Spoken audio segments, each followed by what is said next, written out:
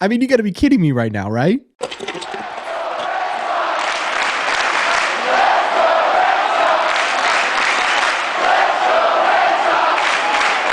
What is going on, everybody? Welcome back to Red Sea Radio. My name is Corbin, and of course, after an entire offseason of us begging for starting pitching, flat out begging, not just us, but everyone in the entire sports industry has been begging the Red Sox to get starting pitching. And the one starting pitcher that they do get this entire offseason comes into spring training and immediately gets injured. And this isn't just, hey, he might miss a couple of days at the beginning of the year. No, Lucas Giolito was injured this morning for what could be the entire season. We're quite literally right now talking about the Red Sox worst case scenario. So what we are going to do in today's video is we're going to break this injury down. We're going to talk about what happened. We're going to talk about how long he could be out. We're going to talk about what the impact of this is going to be on the Red Sox and try and figure out how royally screwed this team actually is. But before we get into that, we are going to be live tonight, 7 p.m. Eastern time on this channel, probably talking about this, probably talking about Jordan Montgomery, probably talking about spring training, going over everything Red Sox related. So if you want to be there,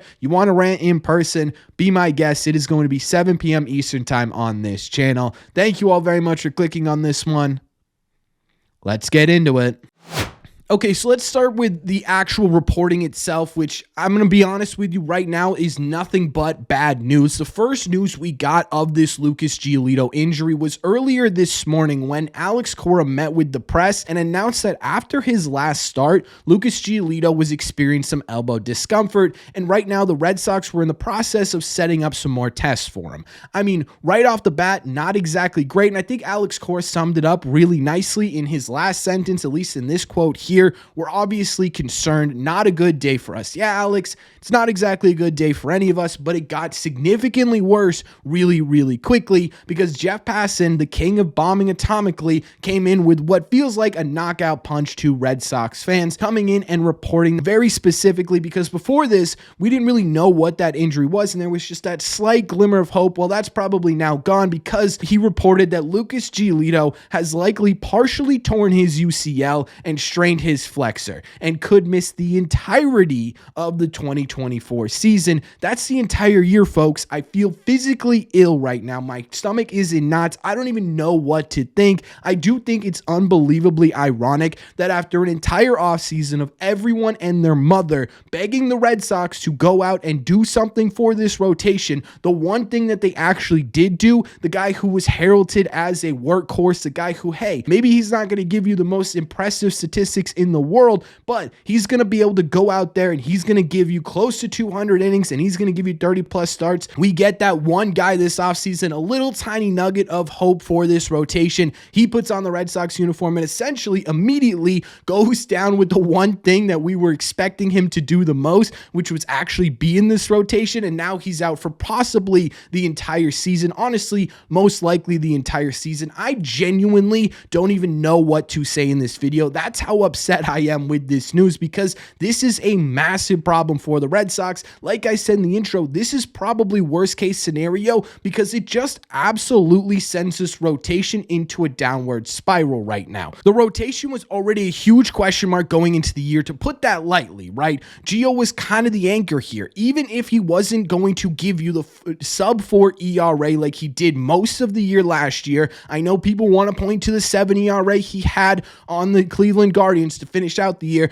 but for 21 starts of his 30-something starts last year, he had a sub 4 ERA. Even if he wasn't going to give you that or what he gave you over the last couple of years, he was going to be able to go out there and give you 30 starts and 200 and close to 200 innings, which honestly the Red Sox may have needed more desperately than his actual statistical production that we would have seen, right? Because the Red Sox last year biggest problem was that you just couldn't get starters going deep into games. You had so much young talent in this rotation, but they weren't stretched out. They weren't ready to be legitimate everyday starters. And what Lucas Giolito was supposed to be for the Red Sox was that anchor in there. He wasn't a Chris Sale that you were worried about getting injured every single spring. You were hoping that at the very least, you knew that he was going to be able to get in there and anchor down this rotation so the young guys around him would be able to flourish. Now you're losing all of that. Right now it's up to essentially Brian Bayo to anchor this rotation, which is a ton of pressure to put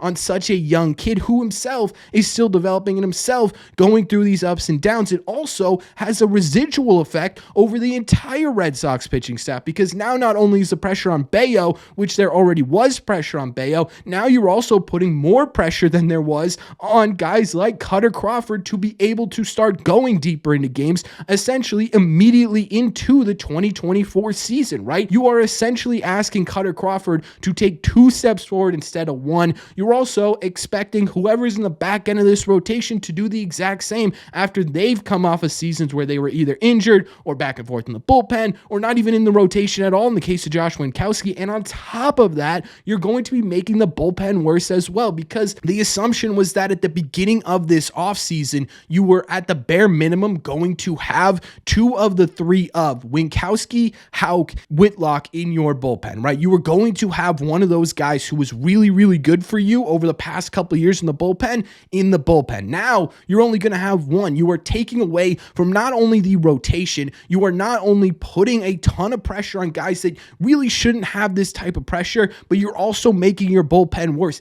This injury quite literally is making the entire pitching staff for the Boston Red Sox, the entire setup of their bullpen and their rotation significantly worse, and it's making it much more critical for these young guys who shouldn't even be in this position to begin with, having to step up. And to me, that's the absolute scariest part. Now, there is one solution to this problem. We all know what the answer is, and that's going out and signing Jordan Montgomery, but this affects that as well, because if the Red Sox were even in on Jordan Montgomery right now, which it appears as though they were still in contact with him, any leverage that they had is now officially gone, right? Any control over Jordan Montgomery's market that they previously had coming into today is absolutely decimated. But at this point, you need to suck it up. You refused to go out into this free agent class, and you refused to add in the pieces that you needed to add in. You wanted to wait it out, and it was looking like a smart move for a little bit. Now it's not. Now you need to sit there and you need to pony up, John Henry. You need to look at this team and say, if they want any semblance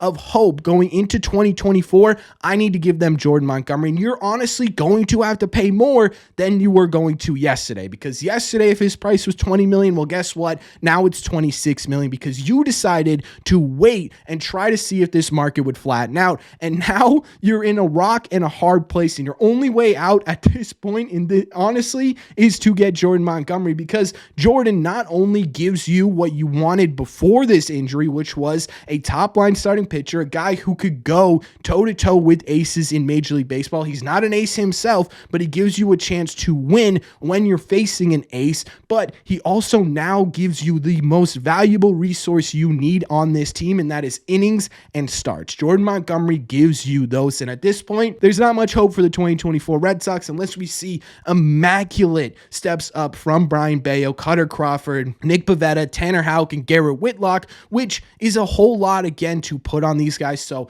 I mean, overall, this is again, it's worst case scenario here, right? This is as bad of an injury as you could possibly have on the 2024 team. And the fact that it happened to Lucas Giolito, of all people, the nicest guy in the world, the guy who is fighting to regain his name in Major League Baseball, the guy who has been heralded his entire career as a workhorse, and this one season that was so integral to his career that happens this year, it's just absolutely heartbreaking. It's heartbreaking for Red Sox fans. It's heartbreaking for Giolito. It's heartbreaking for the young kids on the team. There's no good here. There's absolutely no good here. The only solution to this problem is going out and getting Jordan Montgomery. That has gone from now hey, we would absolutely love this because maybe we could compete in 24 with Jordan Montgomery, to, hey, idiots, you need this guy. This is now a necessity opposed to a really awesome luxury, which was borderlining on necessity to begin with. You have no choice, John Henry. FSG, pick up the phone, call Scott Boras, get Jordan Montgomery on this team, figure it the hell out, because I'm sick and goddamn tired of starting seasons like this. You need to get someone in here who's going to replace that. Be the Boston Red Sox for once in this off season. Be the people you want them to be, because I am sick and tired of it.